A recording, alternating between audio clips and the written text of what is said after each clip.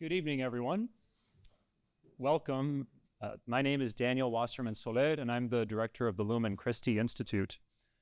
The mission of the Lumen Christi Institute is to make the Catholic intellectual tradition a vital part of the secular university. To put it another way, what we hope to do is to support a conversation between the Catholic tradition on the one hand and the secular university on the other. And recently, a longtime faculty member, very distinguished faculty member of the Divinity School, Professor Martin Marty, passed away. And one fact that I did not know about Professor Marty in his very distinguished career was that he was an outside observer at the Second Vatican Council. And I think that he would be happy to see the kind of conversation that's happening today. Our event tonight is entitled Gender, Body, and Holiness in the Middle Ages, and I'd like to thank our co-sponsors, the Divinity School, the Medieval Studies Workshop, and the Center for the Study of Gender and Sexuality for supporting the event. And by way of intro to the conversation tonight, I thought I would read with you just a few lines from a letter from the great 12th century writer Hildegard of Bingen. And this is a letter from 1148 that she wrote to Odo of Soissons. And she said, at the closing of her letter, "Now, O man, listen again to the poor little form of a woman, speaking to you in the Spirit. God wants you to make straight your paths and to be subject to him, so that you may be a living rock in the cornerstone. In this way you will not be separated from the tree of life." I will not interpret this for you all because there's people here who know a whole lot more about Hildegard of Bingen than I do. But I offer it, one, just because I think it's a beautiful letter, but also as a shameless advertisement for the student-led reading groups that the Lumen Christi Institute sponsors. If you're interested in learning more or reading some of the original sources that are described during this event, whether it's Hildegard or Catherine of Siena or others, you can do so. And we will buy books for you and buy food for you, and we'd be happy to continue to support the conversation. And at this point, I'm happy to introduce Professor Ryan Coyne, Professor of Philosophy of Religion and Theology here at the Divinity School, and he will introduce our speakers.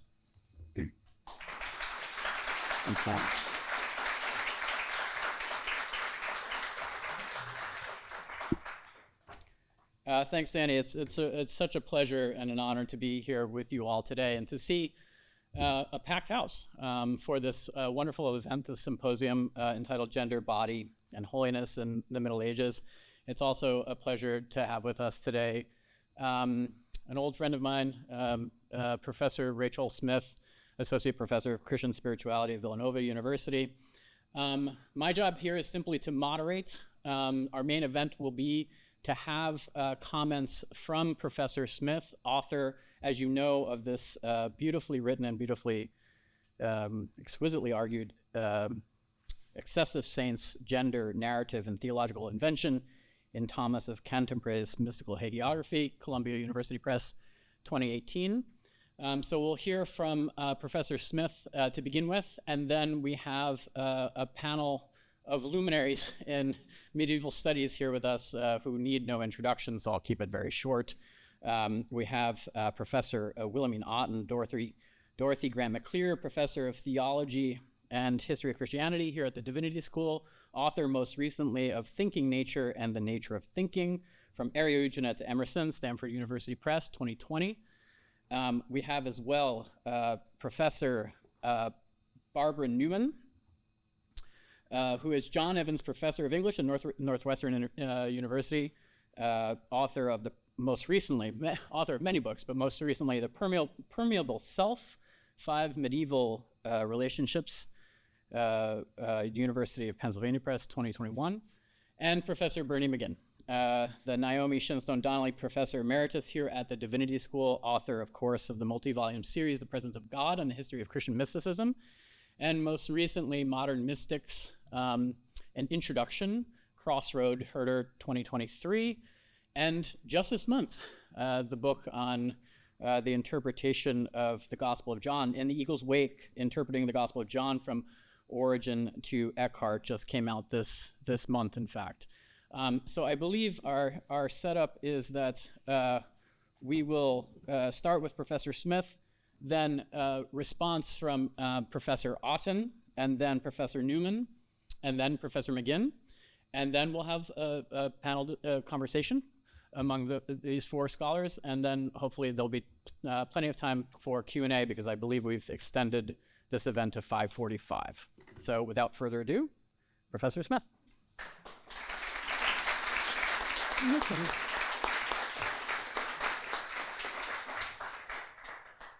So thank you so much for having me. It's, I think, my first time inside the Div School at Chicago. And it's always kind of astonishing when you realize that people did read the words that you wrote down. So thank you for coming, and thank you all for reading and responding. So my book, Excessive Saints, is a study of the hagiographical corpus of the 13th century Augustinian canon turned Dominican, Thomas of Cantimpré, whose dates are around 1201 to around 1270. At one time, a classmate of Thomas Aquinas, the other Thomas chose a rather different path than the famous scholastic, becoming an itinerant preacher, confessor, exorcist, hagiographer, collector and creator of exempla in the southern Low Countries through much of the 13th century. He was writing at a time when both lay and religious spirituality was being radically refigured in light of new organizational structures, devotional practices, and demographic changes. The historian Herbert Grundmann writes of this period that the laity, quote, sought to realize Christianity as a way of life binding on every individual, a commitment more essential than one's place in the hierarchical ordo, end quote.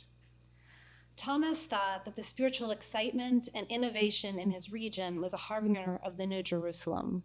The Holy Spirit was, he believed, manifesting itself in the astonishing lives of lay and religious alike.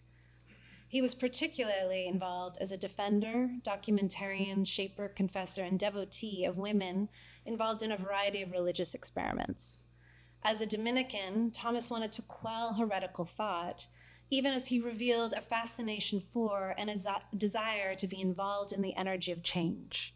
He was excited by the possibilities offered by many of the new forms of religious expression he witnessed for the renewal of the church, both in its fight against the Cathars and its attempt to forge greater lay engagement with the spiritual life through measures instituted at the Fourth Lateran Council.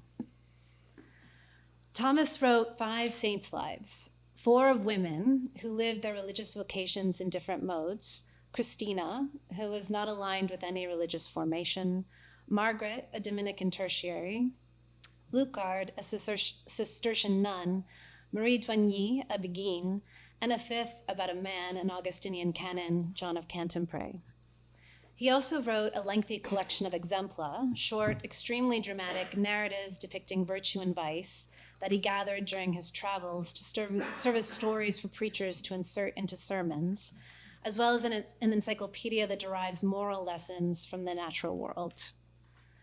The book argues that Thomas's hagiographies are sites of theological work. It considers how they seek to edify and offer figures for emulation. It argues that these works are theological documents that perform their theologizing in a rhetorically specific way, namely through the narration of contemporary and most often female lives. Thomas's hagiographical texts think with and through the bodies and deeds of particular figures. The narrative of the holy person's life becomes a site of theological invention and unraveling. Today, I want to think about invention and unraveling as it pertains to the question of the gendered representational strategy of externalization. I will begin with Lucard's life, which lays out the hagiographical problematic of externalization, what the text frames as a hagiographical temptation, I will argue, and then turn to the life of Christina the Astonishing, where we find a rather different articulation of this problematic. So first, a story. Many years before the death of the Cistercian nun, Lucard of Auxerre, in 1246, Thomas of Cantimpré approached some nuns and lay brothers to arrange for the disposal of her relics should she die while he was absent. Thomas wanted her hand, he said, as a sacred memorial of his beloved friend and mentor. The abbess, Hadevik, agreed to his request. To Thomas's dismay, quote, the nuns told Lutgard how he had ordered her hand to be cut off, end quote. Thomas then returned to Allier to answer to Lutgard for his presumption. She turned to him with a serious expression and said, quote, I have heard, dearest son, that you are already planning to cut off my hand after I die. I can't imagine what you plan to do with my hand, end quote. Thomas, blushing, responded, quote, I believe your hand would be good for my soul and body if I manage to get it, as I intend. Although the language of this scene contrasts Lutgard's baffled wonder with Thomas's intentional pursuit of his aim, Thomas was not the one in control of the situation. Goading him, Lutgard displayed what he sought and could not have. Serenely smiling, he writes, she, quote, lay the little finger of her right hand on the windowsill where we were speaking, and, chastising him for his greed, said, it will be enough for you if you are able to have this finger after my death. Thomas replied, offering flattery while insisting on the appropriateness of the magnitude of his desire, saying, no part of your body could be enough for me, mother, unless I had your hand or head to comfort me when I am bereft of your whole self. The comfort provided by the relic would be a lifting up, a kind of resurrection that would give back to Thomas the presence of his spiritual mother upon her theft by death. The little finger that Lutgard laid on the windowsill was removed upon her death, fulfilling the nun's prediction, and, it seems, in accord with her wishes. However, when Thomas attempted to retrieve the relic from Hadevik, he was initially refused. The abbess realized some mutually beneficial negotiations were possible. If Thomas would agree to write Lutgard's vitae, he could have her finger. So what are we to make of a finger that incites hagiography? The trade of finger for vita suggests the interchangeability of text and body. The relic is a venerated fragment of a body. The vita is a venerated fragment of a life. Thomas here recapitulates what Michel de Certeau argues is a central and generative problem for Christian theology, namely the founding disappearance of Jesus' body. The empty tomb gave rise, de Certeau writes, to a quest for annunciations, events in which words take flesh. De Certeau sees loss as central to the project of composition in Christian history. Such substitutions for the absent body of Jesus included ecclesiastical bodies, doctrinal bodies, sacramental bodies, and, I would argue, hagiographical bodies. Lutgard, united with Christ, is first a kind of represencing of Christ. She herself is then made present in the wake of her death through her relic and her vita. In the vita as relic, words again take flesh, making present the lost Lutgard, even as it makes present Christ. The writing of the life is Thomas seeking another annunciation, weaving flesh from language. The story of Lutgard's finger tells the origin of what Simon Roisin will call, in 1943, an exemplary instance of mystical biography. For Roisin, who ignited interest in Thomas of Cantimpré's corpus, mystical biography was a genre newly emergent in the Cistercian beguinal milieu of the 13th century Low Countries. These hagiographies attended to their subjects' efforts to die to the world, a death cultivated by means of obedience to the Benedictine rule, asceticism, and the search for union with God. These saints were remarkable for their cultivation of their interior lives. Their virtues were not thaumaturgical deeds of marvelous powers, but inward qualities of humility and charity. External acts were subordinated to descriptions of spiritual growth and ecstatic rapturous union, centering in what Roisin calls the mysticism of the mulier religiosae. Notably, she also argues that these texts, among them Thomas's Life of Lutgard, and in a less straightforward way, the life of Christina the Astonishing, She argues that these texts conform hagiographical representation to the rhetorical strategies and generic forms of apophatic theology.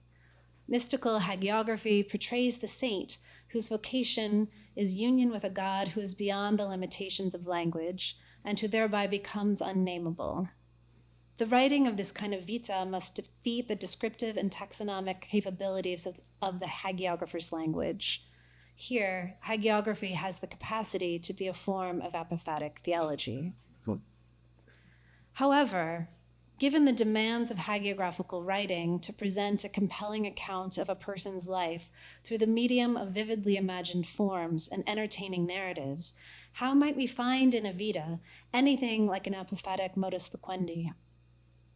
As Humbert of Romans reminds us, while elaborating on Gregory the Great's Cura Pastoralis, exempla move listeners more than mere words do, and are more easily grasped by the understanding, and more deeply fixed in the memory. They are fixed in the memory because of the corporeality of their figures, which impress themselves on the mind. The words of hagiographical texts, Cynthia Hahn argues, like the literary practice of ekphrasis, insist upon visual perception as part of textual imagination. Hagiography is a technology of visibility, rendering inner life by means of externalizing strategies. Do not silence, absence, and the capsizing of one's representational efforts corrode the very purpose and nature of the saint's life, which seeks to assert a presence as real and insistent as a finger worn around one's neck.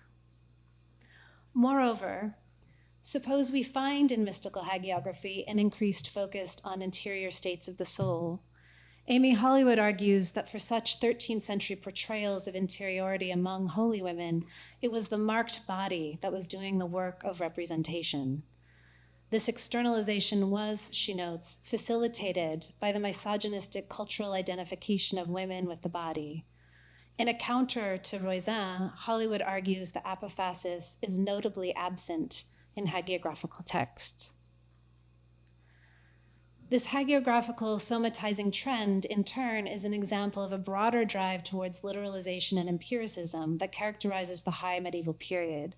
Such a drive is apparent in exegesis that affirms the literal meaning of Scripture in light of the Aristotelian principle that human knowledge is derived from the senses. It is similarly apparent in devotional life, as in practices that aim to imitate in as literal a fashion as possible the human life of Christ, including an identification with the suffering of Jesus and his mother. As Thomas Bestel argues, one finds in high medieval culture a pervasive semiology in which the materiality of the sign is insisted upon. Thus, in politics, the Jew is literally the slave of Christian. In theology, the bread and wine are indeed the physical body of Christ. In economics, the same tendency toward the material may also be expressed in the growing use of money as the basis for social relationships. Most fundamentally, Bestel continues, this semiology of the concrete is found in the understanding of the corpus mysticum as a sacramental and social body, the sacrament substantiated as the body of Christendom, a body which, he writes, at both levels must be urgently defended against threats to its purity in order for that participation to be completely fulfilling. The problematic of externalization is exacerbated by the gendered dynamics of Thomas's work, in which a male cleric composes the lives of holy women. Just take in the language for a moment, composing a life. We could add disposing, framing, rendering usable. How is such representation anything but an imposed represencing of male desire? Even if we find apophatic strategies within his corpus as exceptions to Hollywood's argument, we could say they are done in bad faith, meaning undertaken not to demonstrate the limits of the hagiographer's prowess and the ways in which his subject exceeds his grasp, but rather to underscore his very virtuous humility and the greatness of his topic, which he gloriously has the power to materialize. Thomas himself, though, suggests such a danger when he tells the story of a certain monastic priest who spies on Lutgard while she prays. Here's the tale. Whenever she was wrapped in spirit, remembering the Lord's passion, it seemed, videbatur, to Lutgard that her whole body was reddened and besprinkled with blood. When a certain monastic priest had been told of this great secret, he approached to observe her at an opportune time, when there was no doubt that because of the season, she would be thinking of Christ's passion. He found her leaning against a wall in contemplation, and behold, he saw her face and hands, gleaming as if sprinkled with freshly shed blood, and the curls of her hair were also drenched with blood like drops of the night. Seeing this, he secretly cut off a bit of her hair with scissors and carried it in his hand to the light, where he marveled, astonished above all measure. When Lutgard returned to her outward senses, at once the hair which the astonished priest was holding also returned to its natural color. So this story conveys, parable-like, the many features of 13th century male-authored hagiography. A curious male with clerical authority seeking confirmation of the reality of a holy woman's interior state becomes a voyeur and authoritative witness by spying on the nun in a state of rapture, who in turn is witnessing in contemplation a wounded God in male form. Her body, although insensible, is said to manifest what it contemplates, becoming Christomorphic through meditative practice. The male observer, using the bloodied, miraculous surface of her body, can have a moderated vision and experience of wonder and stupefaction that corresponds to Lutgard's enraptured state. He then, quote, seizes for himself evidence of her devotion in an echo of Thomas's reception of Lutgard's finger, the bodily proof of her bloody hair, which serves as a means of further apprehending the marvel and proving, against his own and presumably others' doubts, its reality. The priest's experience was enabled by his acts of observing and seeing the spectaculum of Lutgard's reclining figure. The visual quality of his experience is further emphasized with the bold ecce that beckons the sight of Lutgard's marvelous body. He beholds what he then portrays to his audience, presumably Thomas, among others, if it isn't Thomas himself, namely Lutgard's body as both an image of her conformity with Christ and evidence for the power of her meditation. However, okay, so I'm saying that's a parable of a dynamic in male-authored hagiography. There is, however, a significant interruption that's registered in the seamlessness of the priest's probative spying and specimen collection that is registered by the story. His seeing, vidit, stands in contrast to Lutgard's experience of seeming, videbatur. And I would suggest that the linguistic play here is not accidental. The difference arises from Thomas's attempt to articulate the interdependence of inner and outer in the visionary encounter, writing that, quote, from the intellectual discernment of the interior mind, the exterior body has derived a likeness. The priest, seeking external and unchanging evidence of Lutgard's miraculous state and the means of realizing his own visionary experience, did not understand the play of internal and external, the empirically observable and the seeming. The priest thus becomes a figure for the witness whose sight rests and remains on the marvelous body. His mistake was literalization. Therefore, when Lutgard returned from her visionary state and her hair returned to being unbloodied, he was deprived of both proof and his marvelous object. Furthermore, the priest is represented by Thomas as an illicit voyeur, not unlike an earlier suitor of Lutgard's who hid outside the window of her house to catch a glimpse of her after taking note of the best time for such encounter. And he repeats verbs, so the verb to observe is repeated in these stories. The lack of mutuality in the priest's vision foregrounds Lutgard's profound vulnerability both to the Godhead and to a man who is able to touch and remove a piece of her body by invading the cloistered space of contemplation. Such asymmetry between the visionary woman and the beholder places limits on the externalizing strategies of hagiographical representation, and I would suggest is an internal critique of such strategies as potentially exploitative and sexualized. I find the term externalization to be a helpful one for what I just described to you. I understand externalization to be a representational strategy that uses the somatic, visually available surfaces to make accessible the interiority that externalizing representation simultaneously invents. The dramatization of the flesh seeks to capture the hiddenness of the heart. Literalization, in turn, is the expropriation of interiority as externalization.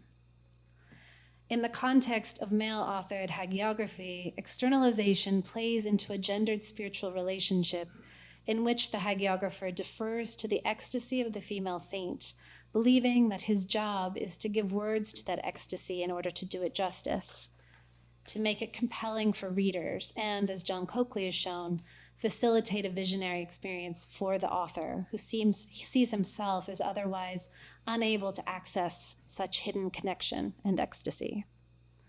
Literalization is the temptation to assume that the reified body is what the ecstasy is all about.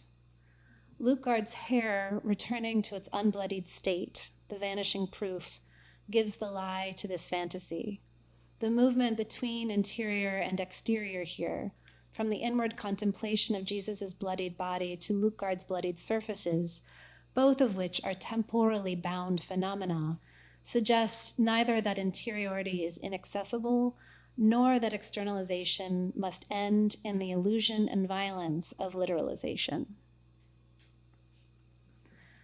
In the life of Christina the Astonishing, which was completed in 1232, we see a different response to the hagiographical problematic of externalization and literalization.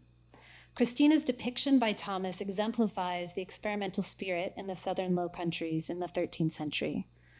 This experimental spirit emerges in part in and through the straining of his hagiographical semiology as it attempts to represent the holy by means of externalizing strategies. Christina, whose dates are 1150 to 1224, seeks to realize her vocation as a woman in but not of the world, living a life of poverty, preaching, and penance in radical imitation of Christ, neither beguine nor nun, but lay person, e topos.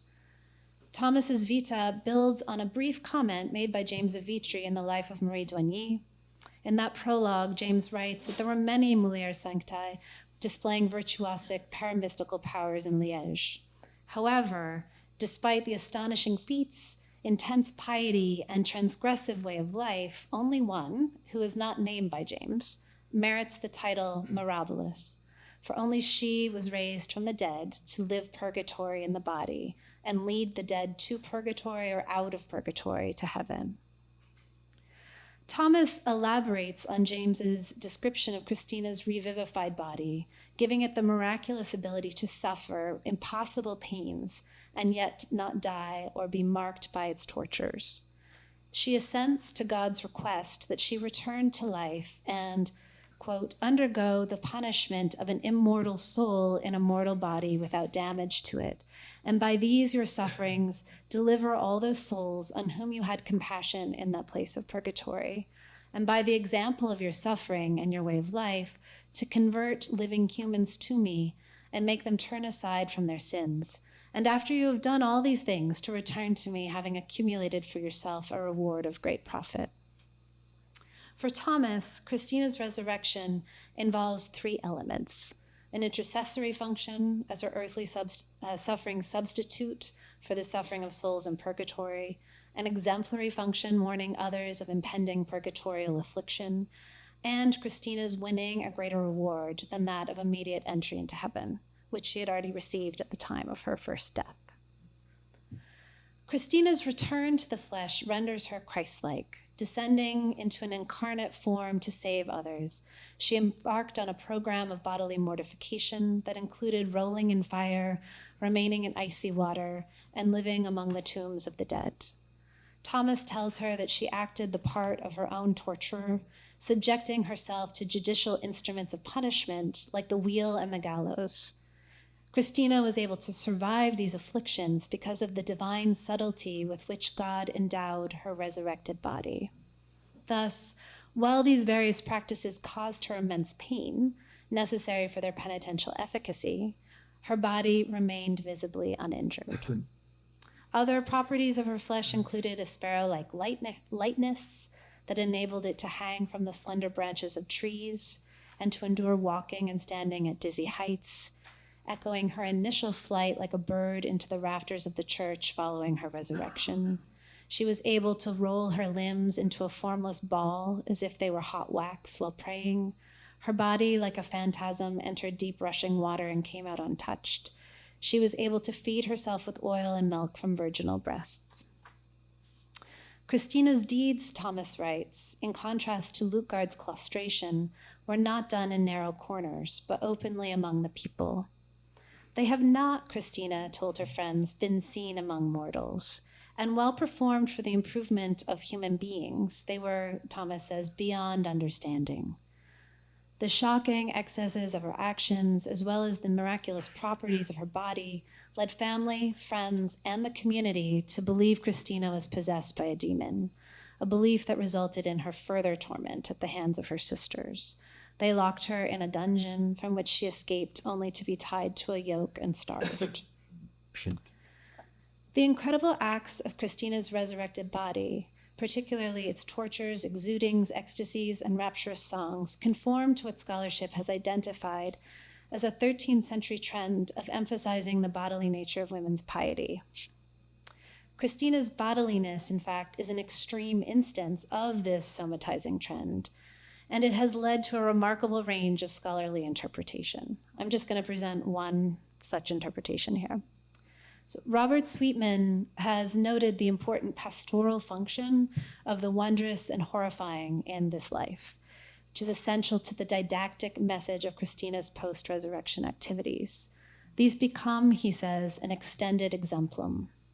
Unable to preach verbally, Christina preached by example, and the grotesqueries of her memorable bodily sermons worked to provoke in her audience, quote, the salubrious shudders that save.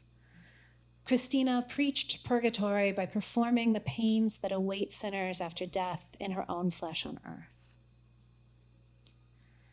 The implausible and shocking deeds that she did accorded with a Dominican theory of preaching, which held the fantastical, the hyperbolic, and grotesque to be excellent tools for memory, penetrating heart and mind more effectively because of their outrageousness.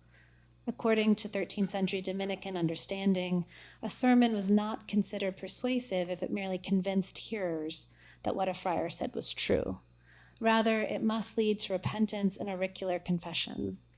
Real conviction was displayed and realized only through behavior, and behavior in turn was transformed only if feeling was compellingly engaged and aroused. Dominican instruction to preachers thus has many suggestions for techniques to engage the audience's effective responses in the name of helping listeners translate intense affective arousal into good conduct. Most notably, vivid examples that illustrate theological concept with narrativized flesh. Sweetman's argument is persuasive.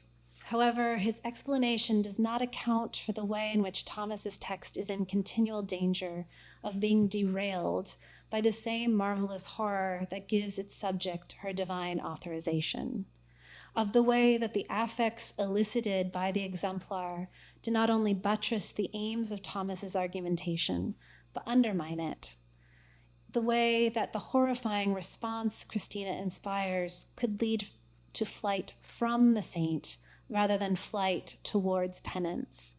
As Barbara Newman notes, Thomas took a profound risk in choosing to represent his village saint as a demoniac. The horrifying performance that makes Christina's message memorable and persuasive also calls into question her authority as one who speaks a divine message. Thomas's own spiritual authority as one who discerns in Christina holiness is therefore also wagered in the text. While the bodily emphasis of women's vitae was a central strategy in the fight against Catharism undertaken by James and Thomas, it wasn't without controversy. Thus, in the prologue to the life of Marie d'Oigny, James, addressing folk of Toulouse, writes that there were shameless men hostile to all religion who maliciously slandered the religious life of these women and, like mad dogs, railed against customs which were contrary to theirs. In Lutgard's life, Thomas writes that James was attacked by a vile slanderer who said and wrote that those who recorded the fantastic visions of insignificant women ought to be considered profane. This slander, he continues, was inspired by James writing the blessed life of the blessed holy woman, Mary of Oigny, in an elegant style. Thomas thus knowingly risked inviting further opposition from certain quarters with his portrait of a woman whose body and behavior foregrounded without reserve a controversial piety. Rather than mitigating his rhetoric in the face of maligners and doubters, Thomas placed Christina in a resurrected body, thus removing the mortal limits to her practice. The effect of such extremism was to make a further outlier the already marginal figure of Christina. She became a figure for an alterity best represented by Thomas in terms of the demonic. Walter Simons has shown that in McGinn Lives of the Southern Low Countries, a corpus in which he includes Christina's life, there is a new grammar of movement in the representation of virginal ecstasy. When these women moved into an enraptured state, proportion is said to be lost as limbs swelled and elongated, or they are described as becoming as wax, whirling like a hoop, molded into a ball. The gestural palette expanded and the body departed fundamentally from the ideals of bodily moderation, grace, modesty, and balance extolled by Ambrose in his treatise on virginity. Simons argues that the vitae placed descriptions of rapture alongside conventional deeds and virtues that were indicative of sanctity, as well as a woman's conformity with older ideals of propriety. In other words, however shocking depictions of rapture may have been, they exist discreetly within vitae, contextualized by behaviors that would be recognizably saintly to readers, actions that would serve to mark as holy the ambivalent action of rapture. And this situating of women within a traditional lexicon of sanctity was vital, Simons notes, because holy ecstasy was indiscernible from that which is produced by demons. I'm just skipping ahead a little bit. The difference is that in Christina's vita, the disharmony and disruption that Simons ascribes to states of rapture obtain for a great proportion of the text and occur not only in those states specifically described as rapturous, but they mark Christina's general habitus. For example, even after God moderated his miracles in her to make her less scandalous, Thomas writes that when Christina lamented the fate of those in hell and purgatory, she, quote, wept and twisted herself and bent herself backwards and bent and rebent her arms as if they were pliable and had no bones. Similarly, she twisted her limbs and rolled around when asking why the world did not recognize its creator. She danced with abandon when saved souls died. She wore gowns made of unmatched pieces of cloth sewn together with the bark of a linden tree and went barefoot, becoming a spectacle in direct transgression of traditional direction to virgins and women in general, to practice modesty of dress and speech and avoid the gaze of others. Finally, in the last year of her life, the antisocial strangeness that characterized the beginning of her intercessory career returned, and solitude and the wilderness were her home. When she returned to human society, quote, people could scarcely tell whether a spirit or material body had passed by, since she barely seemed to touch the ground. The spirit so controlled almost all the parts of her corporeal body that scarcely could human minds or eyes look at the shadow her body cast without horror and trembling of spirit. This pervasive weirdness means that the scandal of Christina's body was not confined to discrete moments of rapture, which might trouble but ultimately not capsize the more fundamental value of moderation and proportion Simons finds in the other vitae that he studies. Christina's life doesn't provide a wider context of normalcy against which her more bizarre behaviors could be judged, or by which their power might be attenuated. Thomas thus brings to a point of crisis the covert tensions of contemporary lives by foregrounding the ambiguity implicit not only in the ecstasy of holy women, but the representation of female holiness through bodily objection. He displays the difficulty of reading the body by showing the community's aggressive reaction to Christina. The first half of the tale is shaped by the dynamic of a spectral Christina entering and fleeing human community as she, like a dystopic version of the bride of the Song of Songs, was pursued and captured multiple times by her sisters, the community, and a bounty hunter. The unlikeness of ecstatic beguines is radicalized in Christina's excesses, a central means by which Thomas emphasized her alterity to her public. While Thomas's belief in Christina's sanctity is implied by the very fact of his writing her life, he doesn't describe the hostility of the community as taking place against an obvious innocent. Instead, his rhetoric in some ways colludes with and justifies the cruelties of Christina's enemies.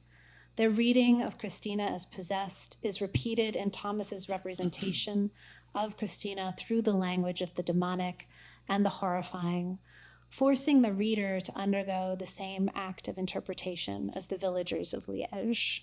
And those are fun passages that you can read in the book if you like, but believe me, Barbara Newman is the expert on this language. Diane Elliott has shown that the identification of female sanctity with the body ultimately served to detract from women's claims to holiness. The body, acting as proof of sanctity and warrant for certain theological claims, was, in its ecstasy and transformations, difficult to interpret. She argues that Thomas had an intense appetite for supernatural marvels and remained optimistic about the capacity of the body to provide legible marks about its source of inspiration, whether demonic or divine. Theologians, however, became increasingly apprehensive about the evidentiary status of the body. And by the end of the 14th century, the genre of spiritual discernment was ascendant and typically introduced physical markers of spirituality only to discredit them. This shift left women still identified with the body without its prior authority, and ultimately, Elliott argues, open to accusations of witchcraft. Although Thomas confidently used the female body and its paramystical feats as a means of theological argument, Christina's life reveals the difficulties presented by representations of contemporary female sanctity that rely on external markers of holiness for their warrant. Thomas's recognition of such difficulty is registered in his acknowledgement that the wondrous horror that is the source of the text's believability is also the cause of its unbelievability, and thus of the persecution that Christina suffered at the beginning of her life. Her pain was registered as a threat by witnesses, and despite the rhetorical and bodily force of her suffering, it required an act of interpretation to understand that threat as being in the service of salvation. Thus, the vividly rendered body, which engendered bodily effects in readers, still required interpretation by villagers and readers. Showing the way the body is both a problem and a solution, Thomas repeatedly represents the interpretive moves of the villagers and their misrecognitions and their recognitions.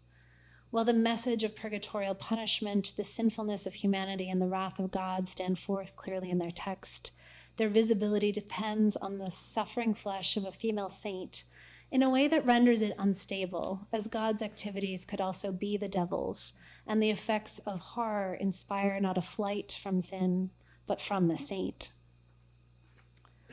What I would like to suggest here about the ongoing instabilities in Christina's life, the mutability of her body such that it becomes a trope for metamorphosis, is that we see the use of a strategy of externalization, but one that can't be literalized.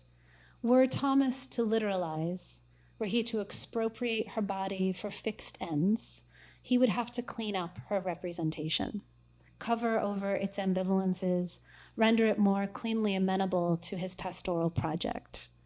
This isn't a matter of idealizing Christina's mysterious interiority, but rather allowing Christina's life to speak authoritatively outside the boundary of a clerical scaffolding in ways that risk that very clerical project. What I've elsewhere called Christina's monstrosity evades ultimate signification, its otherness causing a crisis of response and multiple interpretations that may frame Christina's strangeness, but never exhaust it. Okay, so to conclude, I have suggested here that Thomas's hagiographical semiology deploys strategies of externalization common in his milieu. However, in both Lucard and Christina's vitae, I have argued for the presence of an internal critique that opens the space for Thomas to think about externalization in ways that aren't reduced to literalization. In Lucard's case, I have argued for a recognition of the ongoing play between the inner and the outer. In Christina, the radical use of the strategy of externalization resists literalization.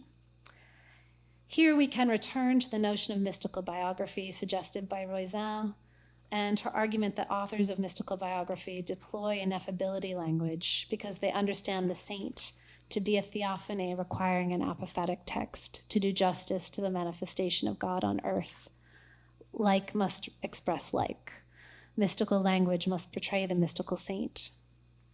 The picture provided in the Roisin paradigm is one in which there is an abyssal private sanctum wherein a union with the divine that cannot be plumbed or rendered in language occurs.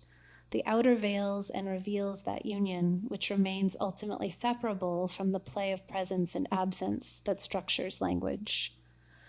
The question of this paper was to ask more pointedly how mystical hagiographical representation works when attempting to describe a saint united with God. Beneath this question was a claim that language is not simply a poor tool that inadequately represents a prior experience or union with the divine, one that must be overcome or released should one desire such union. Rather, language is itself the formal condition of such connection and communication. It has constraints, it has temptations, but it remains a gift. Thank you.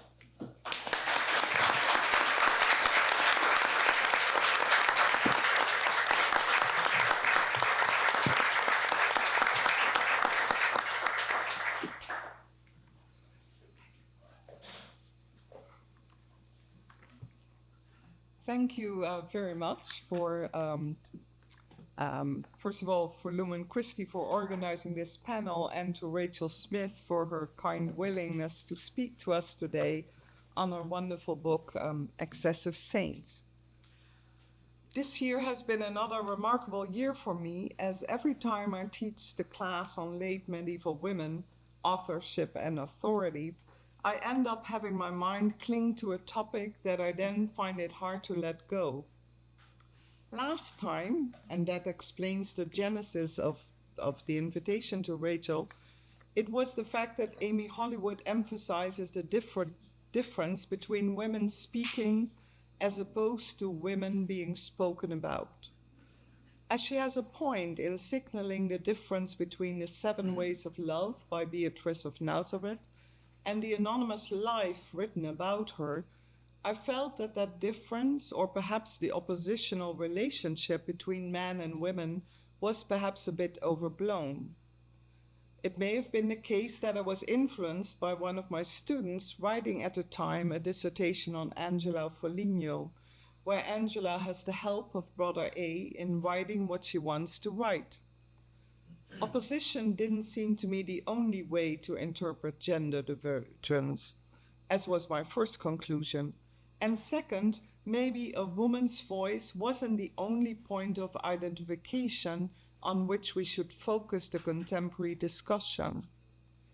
My fear was not simply that we would give undue reference to the voices of women themselves, for I understand very well how important they are, but rather that we would create an unbridgeable chasm between the women writing or speaking and the women being written or spoken about. Hence, I felt myself turning to other texts, And that is how I came to your book, Excessive Saints, which had happened to pass my desk in my capacity as one of the Journal of Religion editors. As said, that was my reason for inviting you today, and raises the question I still have. How should we see the women speaking relate to the women being spoken about? But we're now 2 years further, and I'm teaching once again my class on late medieval women, and a new question popped up. So I thought I would add that in today as well, hoping that you might help us shed some light on it. It is a question that came up when I read recently that a well-known Dutch poet just died, with whose twin sister I happen to be close friends, about whom I read in an older article that she did not want to be remembered as a woman. No doubt, since I was teaching the class, it was a message that I'd not expected, and suddenly I felt more uncertain about the medieval women we were reading. How were they actually linked? Yes, they were women, but were we in fact not reading too much cohesion and affinity into their minority position? In retrospect, it seemed as if in earlier publications I'd carefully scratched at this idea, not really coming out to say it, for not really aware of what was at stake. Those publications both dealt with the case of Hildegard of Bingen, once considered a great mystic and a premium woman author, as Barbara Newman well knows, but now she seems no longer as intriguing or sexy as some of the McGinns, and therefore is almost forgotten or overlooked. I have to say that I've always liked Hildegard, who was able to do her work and score her points. She was what I liked by Bernard of Clairvaux, without experiencing much backlash. And it was quite amazing that she had her vision and exegeted them almost as if her visions are scripture. They're first and foremost about what she saw, and only thereafter about what we read in scripture. But clearly she's not treated by the French theorist of Hollywood's sensible ecstasy, and hence gets less recognition today, as that is the literature that is more often than not followed. To make a long story short, I find it necessary to reweave the tapestry of medieval women, as I no longer trust that we can hold them up simply by saying that they're that, women. In doing so, I've come to grips with the fact that they are quite different, so it's not easy to see them as united just by being female. Marguerite Porete has always stood out as being more intellectual and closer to Eckhart, but influenced by the introduction by Frank Willard to Hadwig's book of Visions, where he talks about the fact that not only Marguerite was persecuted, but there are also hints of persecutions in Mechthild of Magdeburg and in Hadwig, I've begun to wonder whether we shouldn't see, say, Hadwig's oeuvre as a kind of resistance literature. She clearly seems to be teaching her beguines, even if she may be close to a certain one, but she herself, on behalf of her community, objects to the preachers who incline her to lowness, while Christ expects more of her. I've hence come to see this as a kind of resistance literature, in which Hadwig's community of love, minne, is following a different path from the scholastic theologians as well as from the preacher. I should say, in all honesty, that I'm inspired, or rather incensed enough by the Trump administration, that I can see these Beguine women not only be on the other side of the scholastic theologians and preachers, but also on the other side of aristocratic or wealthy women, who would have no use for their reflections, as the Beguines themselves would have no use for the ostentations and vacuous lifestyle of contemporaneous wealthy women. But without any undue distraction now from where my mind seems to be going, I'm very happy that you, Rachel, have in your piece for today chosen to go the way of externalization as that is what I had in mind when I first came across your book. While I'm a little hesitant to see the ideas of de Certeau already active in this early period, I agree that the problem of Christianity can be phrased as one of the founding disappearance of Jesus' body, as is often done in art history, and that there would thus be hagiographical bodies next to sacramental ones, and there's a concomitant need for an apophatic theology. So far, the strategy of, I believe, Voisin works for me. More importantly, your own strategy, as I see it, is to focus on the externalization of Thomas of Cantimpré insofar as it is not reducible to literalization. What I take you to mean is that Thomas follows a route of externalization in the life of Christina Mirabilis. That means that she cannot be domesticated, if I'm correct, to see that as the kind of literalization you want to push back against. He leaves Christina truly astonish us, and does in this way, and I quote, have her speak authoritatively outside the boundary of clerical scaffolding in ways that risk that very clerical project, end of quote. With all that, I'm in full agreement. But please allow me some final questions, which are admittedly not on the main points you make, but take aim at smaller transitions or corners of what you have to argue. But I hope your answers give me a more fleshed out sense of what you mean. They are the following. First, why is it so important for you to see Thomas of Cantimpré as a theologian and not a hagiographer? I see him clearly making theological moves, but he's not a theologian of the caliber of Athanasius or Gregory of Nyssa, who I see as theologians also trying their hand at hagiography. What is at stake then for you by calling him such? 2, why do you quote and hence agree with Hollywood's comment on page 5 in the context of externalization that there is, I quote, misogynistic cultural identification of women with the body, end of quote. I can see misogyny at work in women being forbidden to study at the university, but Christianity's fascination with the body is deep and well known, going back through the theme of incarnation to the oldest life of Antony by Athanasius. So I'm a bit at a loss to see the association with the body as misogynistic per se. Is that not a case of what I called earlier reading too much cohesion and affinity into a minority culture? Or is it a case of too much focus on what you call the bodily emphasis of women's vitae as a central strategy in the fight against the Cathars, reducing their lives to props in a functional genre? And finally, maybe you can clarify a bit more what you mean by literalization.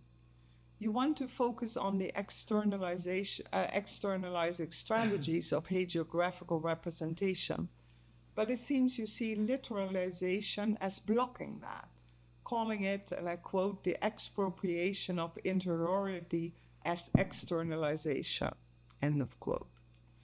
It may be important to focus on this in light of Walter Simon's comment that the interpretation of the female saint's hagiographer mattered insofar as he acted as the ultimate arbiter of holiness.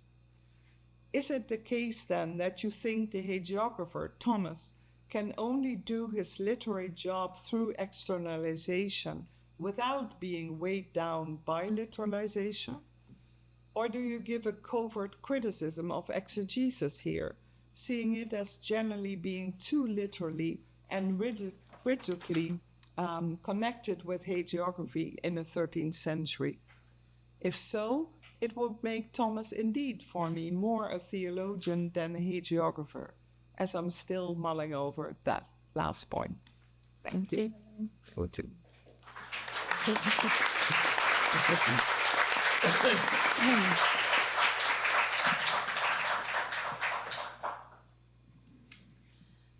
I would like to thank Lumen Christi for inviting me to join the symposium. and Rachel Smith for her illuminating talk this afternoon. In my response, I want to focus on two overlapping male roles that combine to shape medieval women's vitae, those of confessor and hagiographer. As we know from John Copley, some religious women enjoyed relationships of unusual mutuality with their confessors. These clerics might be at the same time their spiritual directors and disciples. Many transcribed their holy women's revelations, and if they outlived them, they could go on to write their vitae. But for a variety of reasons, the confessor was not always the hagiographer.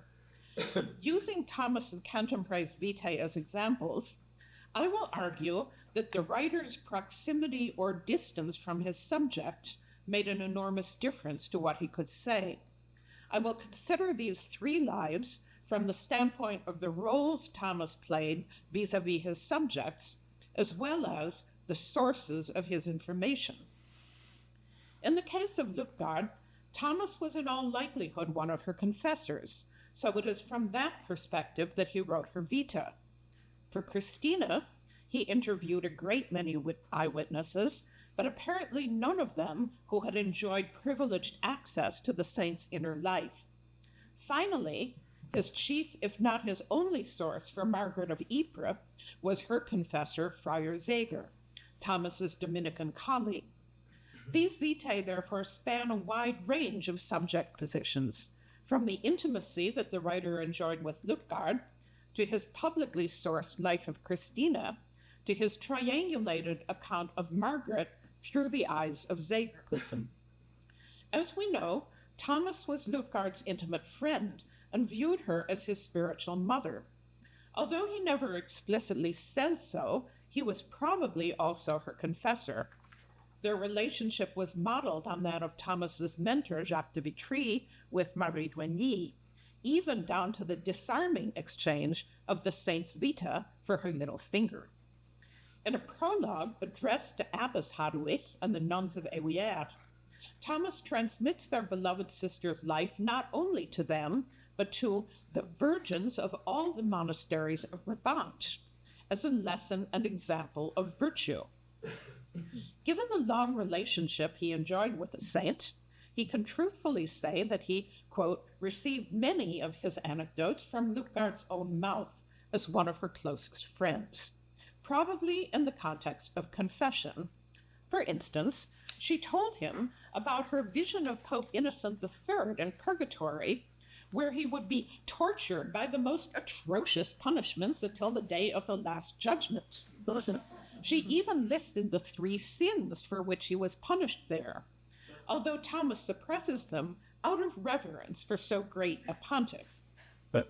It is hard to imagine that a discreet nun would have confided such a politically charged vision to anyone except her confessor.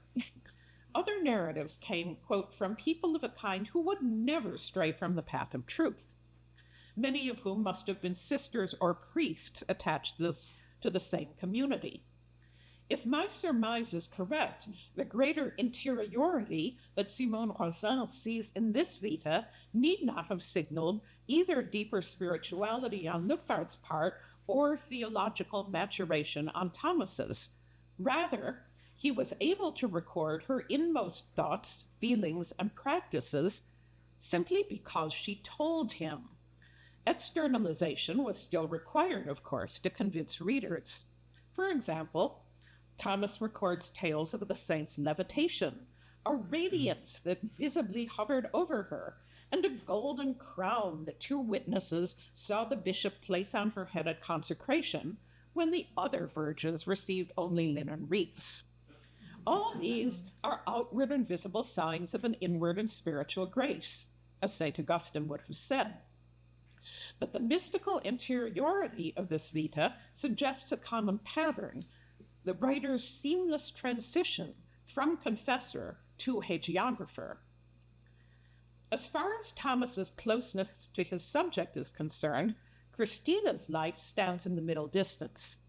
Of his 4.5 vitae, it is the only one with no personal dedication to a friend or community. addressed to the public at large, it would become the most widely read of his lives. Like his recently completed supplement to the life of Marie Douanier, it begins with a tribute to Jacques de Vitry. Thomas quotes Jacques' account of Christina as a written authority, then goes on to cite eyewitness testimony. Although he had not known the holy woman himself, he could be quite certain of her life because, unlike Lutgard's or Margaret's, it had been lived so publicly. In fact, Thomas had, quote, as many witnesses to the most of the events I have described as there were rational persons living at that time in the town of St. Truden. Given the nature of those events, it is striking that he describes the witnesses as rational. Although he does not name his sources, except for the recluse Jutta of Borglum, he seems to have conducted extensive interviews, for he wrote the text not more than 8 years after her death. At least 7 years later, he interviewed yet another witness, a priest who had known Christina and subsequently became abbot of St. Truden. This priest supplies a remarkable anecdote of the saint physically enacting a debate between body and soul. And when I mean physically, I mean like she kisses her foot and thanks the body, and then she beats her breast and berates the body, and so forth. Thomas found all this so edifying that he went back and added 3 chapters to his finished vitae to incorporate it. With a single exception, the life consists entirely of Christina's words and deeds as witnessed by others. In that sense, it is the very opposite of Lutgard's. But the exception is the cornerstone of the whole vita, Christina's narrative of what happened after her first death, when she was raptured to paradise and given the choice either to remain there or return to earth and suffer purgatorial torments. Who shared this first-person narrative with Thomas? If he had heard it from her confessor, he would have said so. Instead, he vaguely gestures to her spiritual friends as his source. A skeptic might say, and in fact, I will say myself, that he simply made it up. This is the longest speech Christina makes, and the only one, apart from the overheard body-soul debate, that is not public. As an interpretation of her near-death experience, it enables the extraordinary theological creativity that Robert Sweetman and Rachel Smith have discerned in this vita.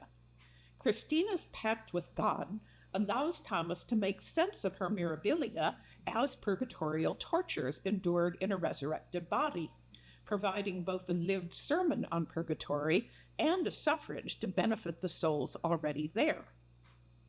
On hearing this, Thomas writes, her friends marveled and waited in amazement to see what would happen. Readers are invited to join their amazement at the wonders to follow. Unlike these other lives, that of Margaret of Ypres was commissioned by a colleague. Thomas met Friar Zager of Lille in 1240, 3 years after Margaret's death. Zager, who had perhaps read the life of Christina, or the supplement to Marie Douanier, was eager to procure a vita for his spiritual daughter. As Margaret had been a domestic recluse, Thomas may have gone to Flanders to interview her surviving relatives, but his main source was clearly Zager. On their first meeting, Thomas says he filled 2 small sheets of parchment with some memorable facts about her life, which he soon expanded into a biography and sent to Zager for corrections. In case the friar lacked time to make them, Thomas offered to do so himself. I quote, "It is more fitting for me to be soiled by my own dirt and wash it myself than to let another be stained by my dirt." The metaphor is bizarre, far distant from the luminous rhetoric that we expect to glorify a saint. It suggests that Thomas did not much relish this hagiographic task. Several scholars, including Diane Elliott and Alexander Barrett, have found his portrait of the teenage ascetic quite unappealing. What I want to emphasize, though, is Margaret's relationship with Zager, which is superficially parallel to that of Lutgard and Thomas.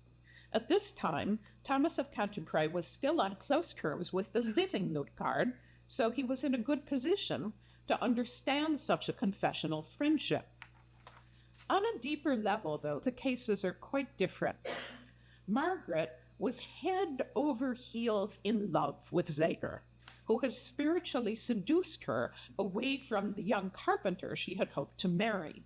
Indeed, quote, she loved her spiritual father more than anybody or anything she had in the whole world, until she came to fear that their mutual love and frequent conversation were improper.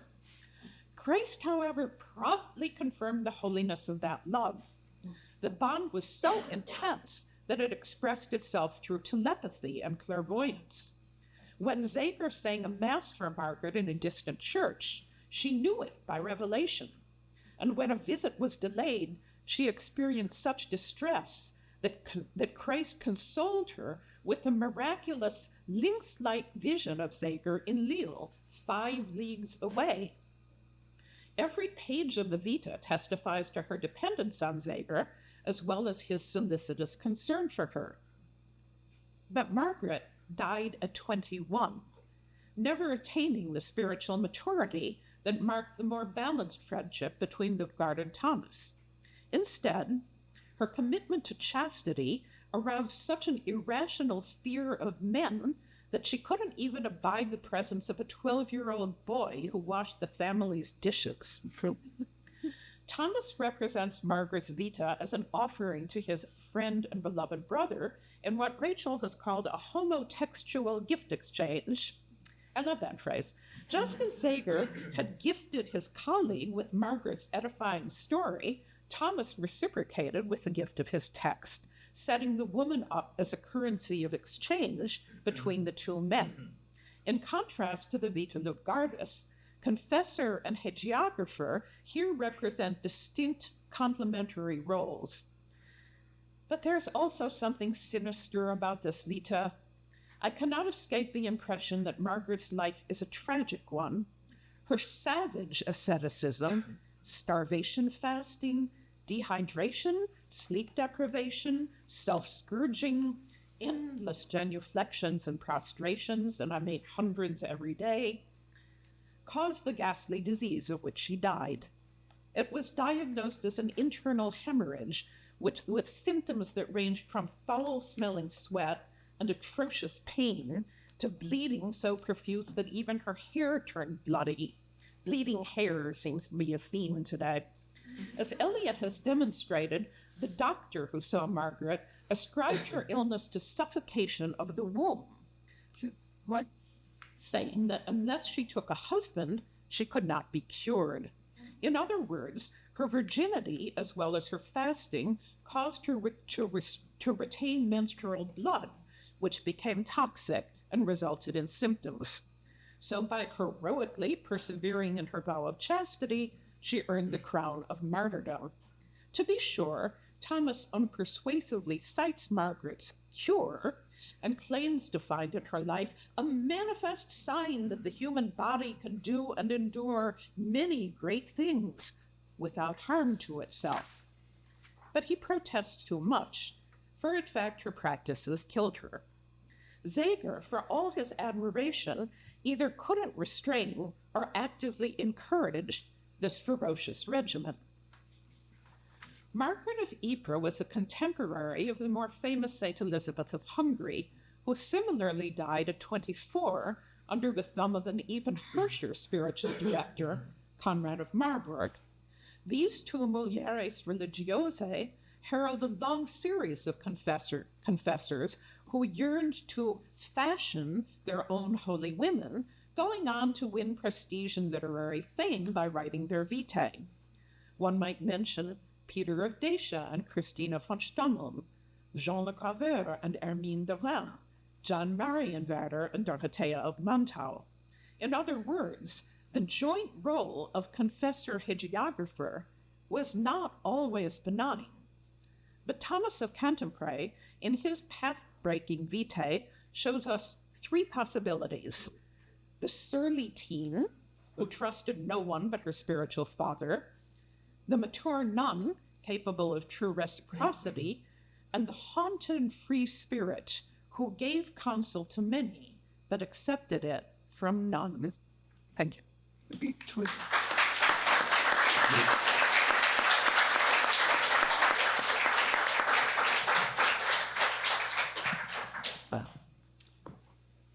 Well, I want to thank all the organizers of this event, and especially Rachel, for giving us so much to think about. And my brief comments have a title: Excessive Women Have Their Day. Rachel Smith's paper on gender, the body, and holiness in the Middle Ages, development from her book, Excessive Saints, brings us back to a world that 100 years ago was little known, and if known, usually dismissed. That of female saints and writers of the 13th century were often described as excessive, that is, going beyond the norm.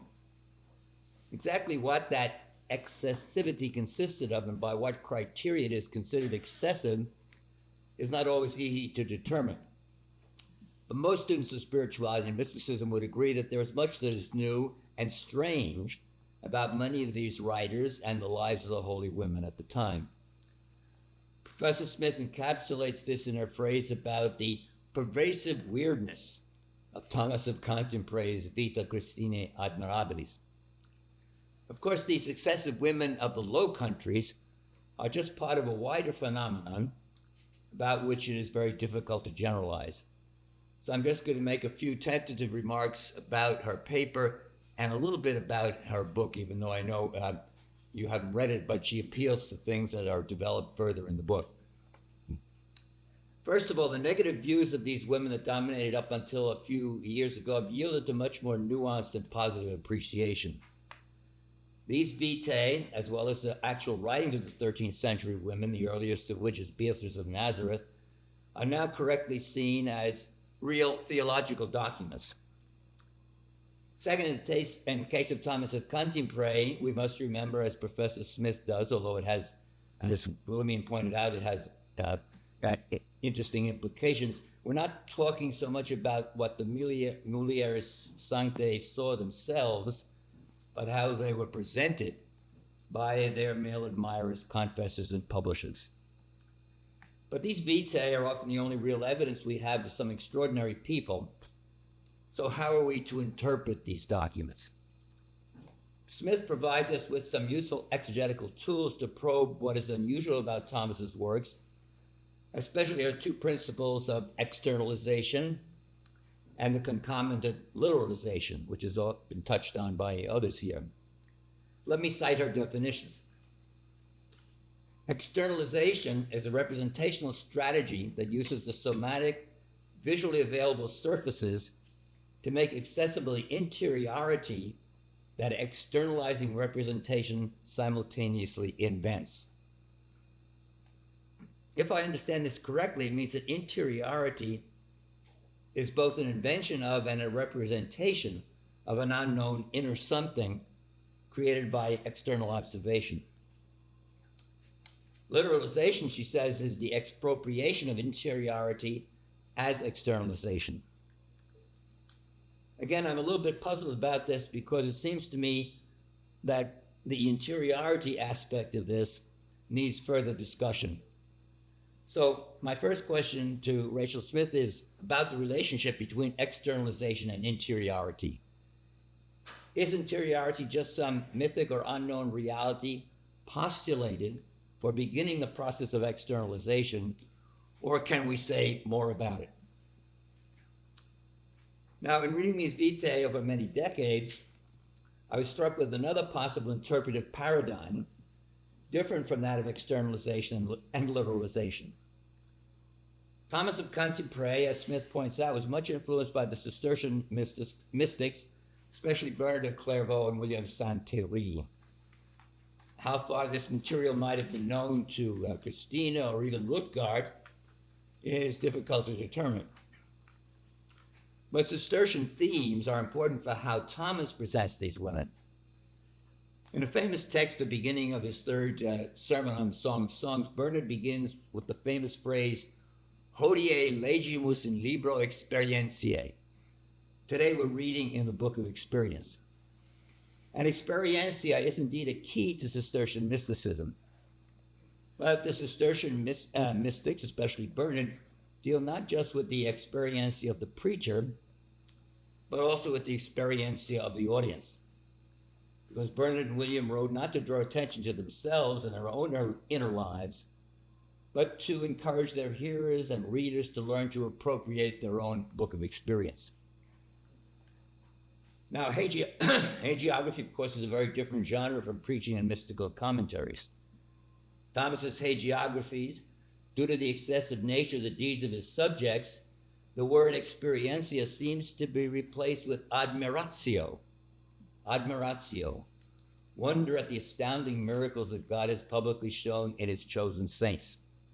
I quote just one passage from Vita Christinae towards the end. Truly, God works wonders in his saints, and in situations like this, if I may say so, his wonders surpass all admiration. Thomas doubtless presupposes that his women have had some kind of special experiency of God, but he indicates this by externalized depictions of how these holy women show how God has given them unique gifts, not so much by any direct invitation to the reader to share in the experientia itself, which is why an old medieval axiom says that saints like Christina are potius admiranda quam imitanda, more to be admired than to be imitated.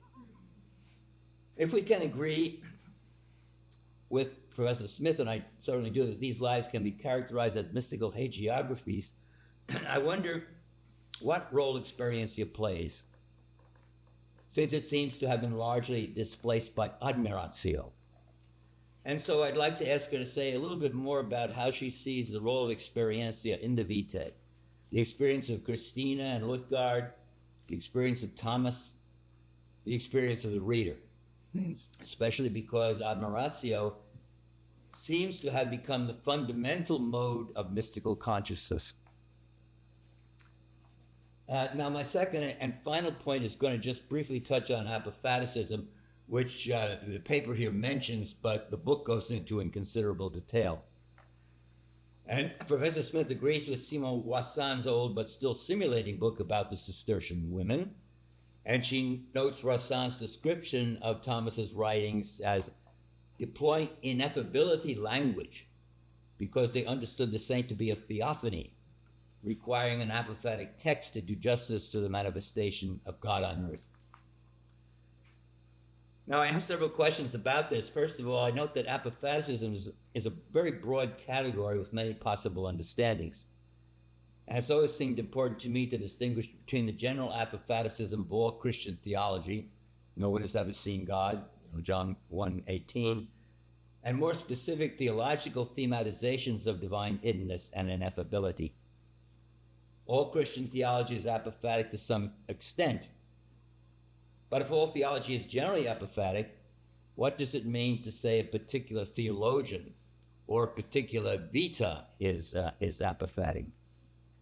And in her book, and I'll just note this, Professor Smith mounts more detailed arguments for the apophaticism of the women she describes, advancing several different models.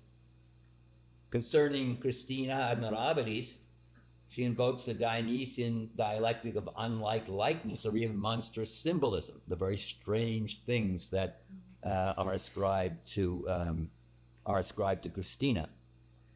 According to this, Christina's bizarre acts were so strange that even at times they seemed demonic, and that they invite the reader, in her mind, to a deeper contemplation of the tension between all representation and the reality of the unknowable God. And in Excessive Saints, she sets out a very different argument for the apophatic monstrous symbolism.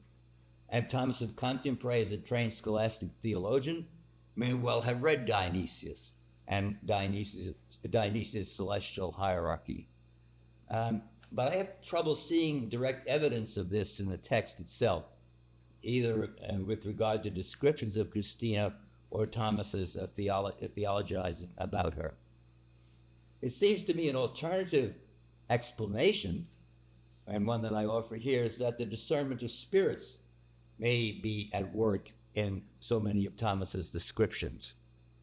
In the discernment of spirits, the disgratio spirituum, especially in approaching female mystics, was not a late 14th century development. It had been known in Christianity since the time of St. Paul, was always important in the monastic tradition. But the spread of visionary and excessive female mystics in the 13th century presented a challenge to traditional understandings of discernment. And so we see a growing need to develop more adequate theories of disgratio spirituum and their application to a new situation. These culminate actually about the year 1300 in the first explicit treatises on the subject, such as Henry of Freimar the Elder. Now, I suggest it's at least possible that Thomas of Cantimpré recognized this issue, but did not have the categories yet to deal with it beyond his faith in the divine nature of Christina's strange behavior. In her book, and I'll close with this, she also discusses the apophaticism of Thomas's life of Lutgard, and Thomas's employment of the ineffability topos. The ineffability topos, that is, that God is utterly beyond speaking and also thinking. I think this is extremely useful, and there are some very interesting aspects of this in the argument. But I end with one question. In Book 1-6 of the, that is, on the ineffability topos, I'd like to end with just this one observation. Professor Smith makes much use of Augustine's theory of rhetoric in Book 4 of the De Doctrina Christiana for understanding how Thomas constructs his case for Christina as a saint. But in Book 1-6 of the De Doctrina, Augustine has one of the earliest and most penetrating explorations of the paradox of ineffability. Basically, how can we talk about God who can't be talked about? So I'm wondering if Thomas was thinking of Augustine when he foregrounds the theme of ineffability in the life of Lutgard. So those are my few observations and questions. I'm going to jump by. Thank you.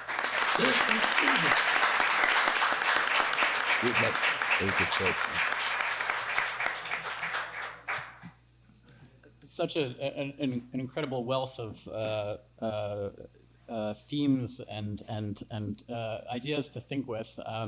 I want to make sure that we have time for conversation among the panelists, and I want to, just begin by saying that I think maybe we could start with Professor McGinn's questions about interiority, apophaticism, and the question of discernments. And so I guess I wonder if, Professor Smith, you want to say just a few words in response to that might bring in the other two responses as well, since it seems to me that one of the important threads running through all three responses is the theme of authority and the way in which authority is, you use the term, the wagered, right? And wagered with respect to representation. Good. Thank you, all of you, for your questions. So I think because you asked Professor McGinn just for clarification about externalization, literalization, and then its relationship to interiority, I'll just say a little, I'll just clarify what I mean by those terms, which isn't that complicated on one level. I will start with literalization, actually, to get at this. And literalization as expropriation. It's the move to forget that externalizing strategies, that the textualization of the saint isn't everything. So it's the figure of the priest who takes the hair and thinks they hold it in their hand and have everything they need, evidence, proof for their experience, for their authority in telling this experience to others, and possess in a physical form kind of the essence of the saint's inner life. And they forget that it's not all. But what I want to also say, and this is where I'm sort of pushing, I think, in this paper against the Roisin paradigm a little bit. It's the not all isn't a mistake. It's not the fact that language, the fact that externalization doesn't get you all the way there. It doesn't give you hair that stays bloodied forever, that it's a temporally defined condition, right? In the same way that as long as she's in the meditative state, the hair stays bloody, and then when she leaves the meditative state, the hair changes. In the same way that language is a temporally defined reality, it's not an error. So I'm trying to see the formal condition of externalization as itself able, in certain cases, to in fact do good work and make an offering of something, right? The hagiography can be an offering. It doesn't have to be an expropriative move, but that is a temptation. I think Thomas registers it as a temptation. In terms of the interiority, the interiority is crafted through the externalizing strategies, in the sense that I think the hagiographer is sort of promising, if you read my text and you look at these surfaces, I'll give you access to something that you otherwise won't have access to. So in that sense, it's constructed. It's also not, obviously she's having an experience that he's not, there's more than that. But in terms of what we have on the scene of representation, I think those are the components that we have. So I don't know if that helps. Thank you. That's helpful.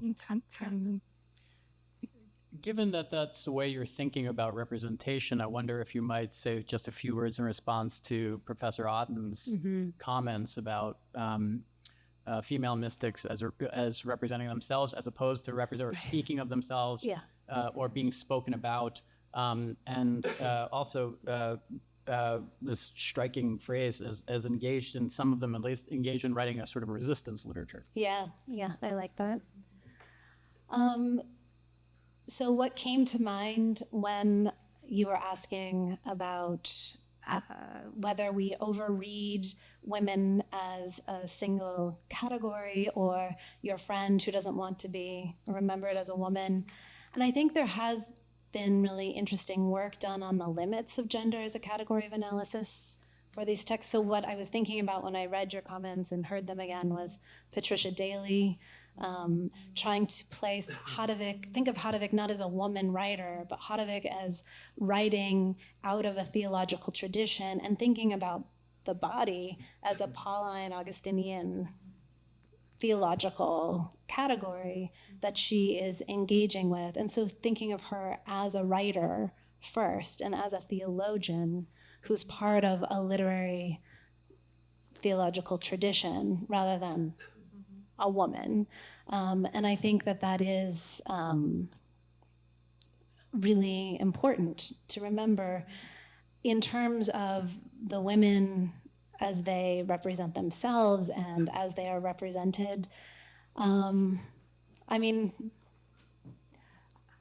Thomas doesn't, I think that Barbara's sort of pulling out the confessional intimacy, that like there are nice hints. I feel like Lutgard comes through in some of those scenes. I will say that,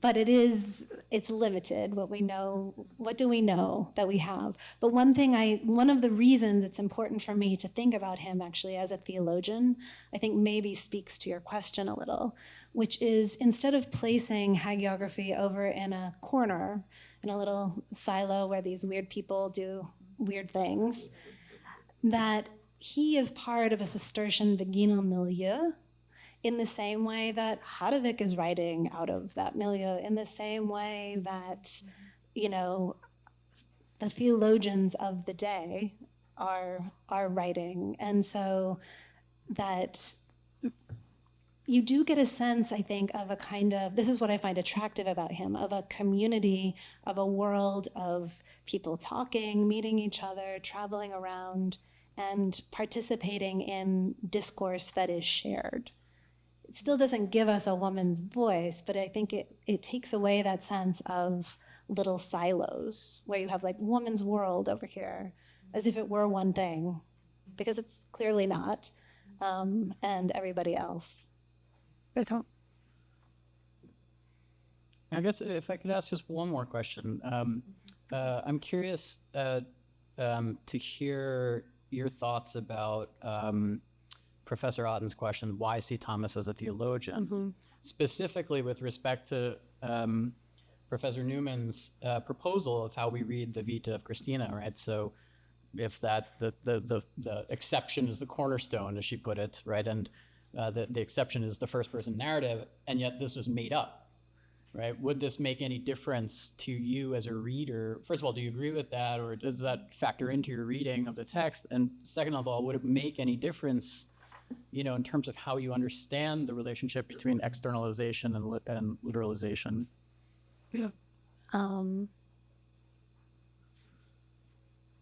So if I believe that it's made up, would it change how I see Right. No, that? I'm just trying to reflect a little bit on the stakes of you seeing Thomas as a theologian. Yeah. Right. So I think part of the stakes are simply that stories are really powerful.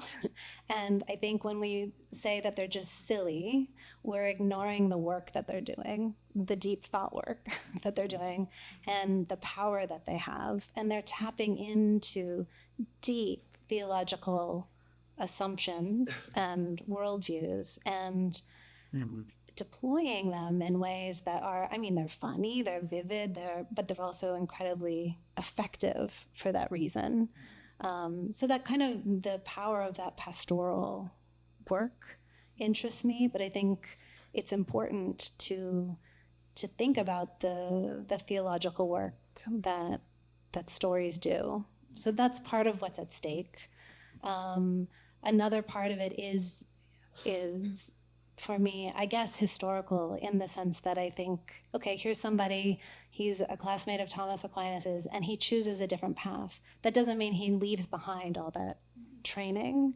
You know, he's taking that with him. Also, you know, the Augustinian canons that he was with before had a really tight relationship with the school of St. Victor. So I think that it's partly just it makes sense to me that he understands what he's doing as being a way of teaching theology and making it accessible and handing preachers tools in order to disseminate that theology. I feel like there was more to your question that I'm forgetting. I don't know. Well, it was... well, we can talk about it after the panel, but I do want to make sure that since we're coming up on 5:45, that you know, if there are questions from one or two questions, we probably have time to take one or two questions from the crowd if there are any. If anybody has any questions for the panel. Michaela. Hi, this was such a wonderful way to spend the afternoon. Thank you so much for your contributions. Just going back to Professor Otten's category of women being written about versus women writing about themselves, I've just been thinking about the fact that a lot of the women mystics who do write about themselves or do, you know, tell their stories, do talk about their bodies. Hildegard talks about her frailty and her headaches, and even Julian talks about her paralysis. So using those categories does the work that describing the body does change between us. That's a great question. It's a great question. I mean, I think that the subject position does matter. I think it matters that you have somebody with a very different kind of clerical position who's doing that describing for a particular purpose versus a Hildegard who's using that language in very rhetorically strategic ways also, but for different rhetorical reasons, right? In order to be able to say something to the Pope, or, you know. So I think that does make a difference. But I think the way that the the logic of the body is working or the way that it gets used. I mean, they are often appealing to that identification that they know is made between themselves and the flesh in order to gain for themselves a certain position. Yeah, I'd just like to add the body as experienced and the body as observed are very different. I doubt that any of us experience our own bodies as marvelous, but you can observe someone else's body as marvelous, and that's something else again, and that functions in hagiography in a very different way. Which, if I'm not mistaken, went to the point that Professor McGinn was making about admiratio. No, thank you, everyone. Professor Smith, Dr. Smith, I have a question. I was very fascinated by the way you mentioned this kind of newbie emphasis on literality, but in particular empiricism in this later half. And I'm still new to learning about the history of Christian thought. But I found it very fascinating how in the opening of the life of Christina astonishing, Thomas of Cantimpré has to really emphasize, like, I have testimony eyewitnesses to make sure, of the rational minds, but and they certainly wouldn't want their heads to be locked off. I just read the life of Saint Benedict recently. I know there's many vitas and hagiographies we can look at within early Christian time. But I'm kind of curious if there's a kind of like a change in the reception, such that Thomas of Cantimpré would have to really reassert this this sense of orthodoxy, in contrast to when I read Gregory the Great's life of Saint Benedict. She's like, oh, here's all these crazy wonderful things that he's doing. So I'd love to just know more about that. Thank you. So you're speaking about just is the need to really be very clear up front, like, I have evidence, I have proof, I am not lying. Yes. Yeah. Why would you even need to say that in the first place? Yes. That's just it's a thing. I think that's part of my point about the wager. I mean, he is concerned in all of the lives with the question of proof, and he takes great pains to assert his authority because he knows it's risky. Like, a lot of people won't believe it. At the same time, he's leveraging that unbelievability as a means to prove. So that's the weirdness, right? Like, the unbelievability that it's against all, it exceeds understanding, that she is against nature, is part of the evidence of her sanctity. It's also the very thing that's going to cause incredulity and debate. Let's thank our panelists.